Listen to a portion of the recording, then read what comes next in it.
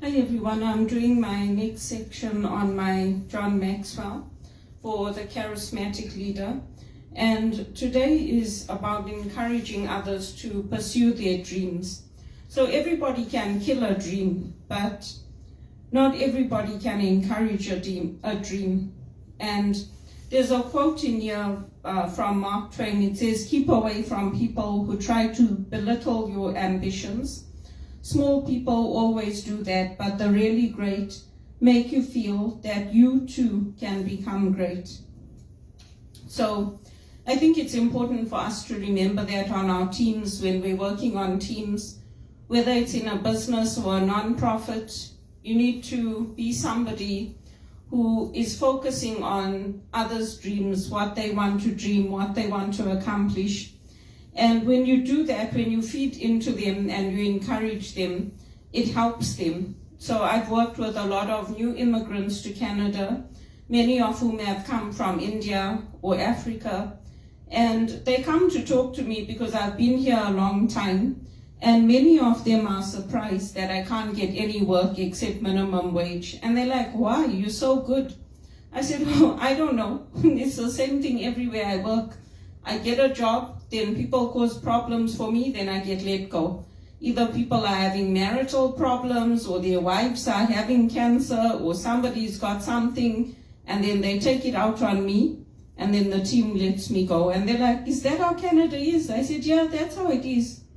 So it's unfortunate, but I tell them, as long as you do your job, just do what they're telling you. Don't try to impress them. Don't go above and beyond. Because when I came to Canada, that's what I used to do. If they used to ask me to do something, I used to do even more to try to impress them. And they were not impressed. They're like, "Who told you to do that? We don't want you to do that. Just do what we're telling you to do." So it's very different from when you come here compared to if you're trying to do that in Africa or India. There people would be impressed and they're like, "Wow, you did that for me? Thank you." Here they don't like it. So that's something to remember. But you can encourage them to study, to take courses, to do things that will help them. Nobody encouraged me, but I had that ambition, I had that drive that I'm going to do it. I'm going to get my HR qualifications, I'm going to study, I'm going to learn about aromatherapy, because I started that in England with the sisters in Pinner. So I encourage others to pursue their dreams and not to give up on them. If you don't encourage others, you'll find that life can become very depressing. I find it fulfilling to encourage others. I don't like putting people down, telling them, "You'll never achieve it. Why? Who do you think you are? Why do you want to do that? Just stay at home." I've never been that kind of person. I think it's important to encourage others. And if you lose your dreams, it's a great loss, because what is the purpose of life? Even Jesus encouraged his disciples. He said, "You will do even greater things than I have done." So even Jesus, who came to save us, encouraged his disciples. And it's important to remember that. We can ask people what their dreams are, we can affirm them. And I would rather be a dreamer than a quitter. Any day, I would rather be a dreamer. You can ask them about what the challenges are, and if you have experience in that area, you can tell them about how you overcame it. I found an app, it's a free app, and it's for intermittent fasting. So for people like me, you don't really need it, but on there you can track how much water you're drinking, whether you want to do the 16 hours of fasting and 8 hours of eating, or 12 hours of fasting, 12 hours of eating. So there's all kinds of things available today to help us. I've been doing a hard fast during Lent, so I've only been eating one meal a day, and I've been drinking water throughout the day and then just eating one meal. I'm quite surprised I haven't lost any weight, because normally when I fast like that, not that I did it to lose the weight, but normally when you fast like that, you do lose weight. And when I started eating a small amount of breakfast in the morning, I started feeling sick because my system was not used to it. So, because when I went for my test, the doctor told me you're not drinking enough water. Well, I've been fasting, so I haven't been drinking that much. But I have to go for another test, so now I'm trying to drink at least 10 glasses of water a day. So hopefully that will help. I don't do it all the time. It's not like I fast the whole year. So that's probably why my results were a bit off. But it's something like in the health area that I can help others with. And I was very lucky. I didn't feel dizzy. I didn't feel like I was missing anything.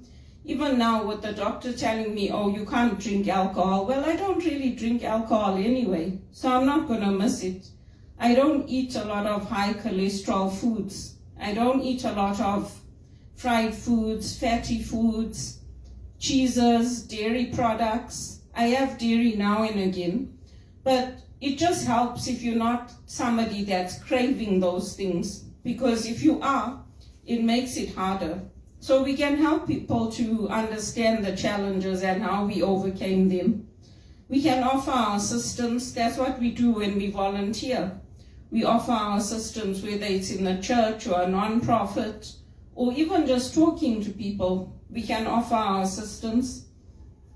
And we can check in with people. That's what we do when we're mentoring people.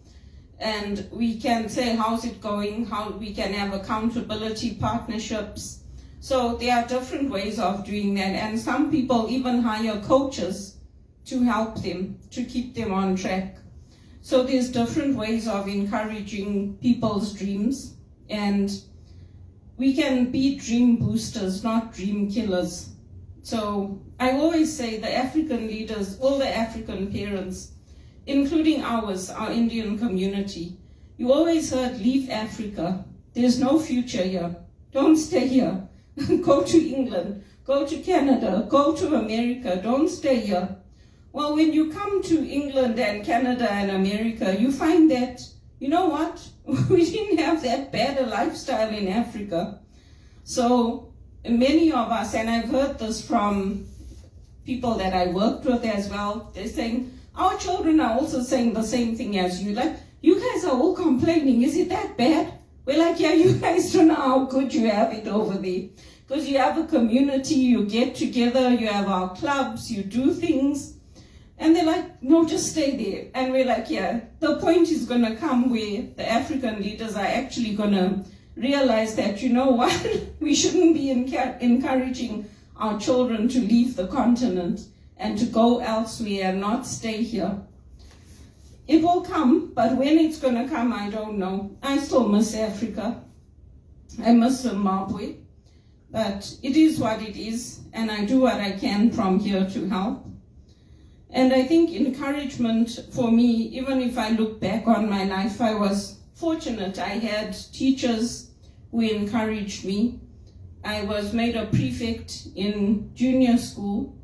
I had people who encouraged me to swim. My teachers encouraged me to swim, to jump off the high board, for diving.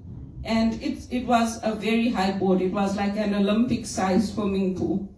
So I had a piano teacher that encouraged me not to give up. My grandparents encouraged me to take the music lessons if I wanted them. And we all need that encouragement in our lives. Right now I'm not working, so I don't have anyone to encourage me. But I have my Bible. So I read my Bible. I have apps that I use, like the Ascension app. I encourage myself. I go out for walks. I enjoy each day. I enjoy the sunshine. And that's how I get through it. You don't always need people around you, but we can be people who encourage others instead of being dream killers. And I do think that turning point is coming for Africa. Right now we have Kirsty Coventry, who is representing Zimbabwe in the Olympics. And that's a big deal. She's the first woman to do it. So we can be encouragers for others. And even in the Bible, we see women who were encouragers.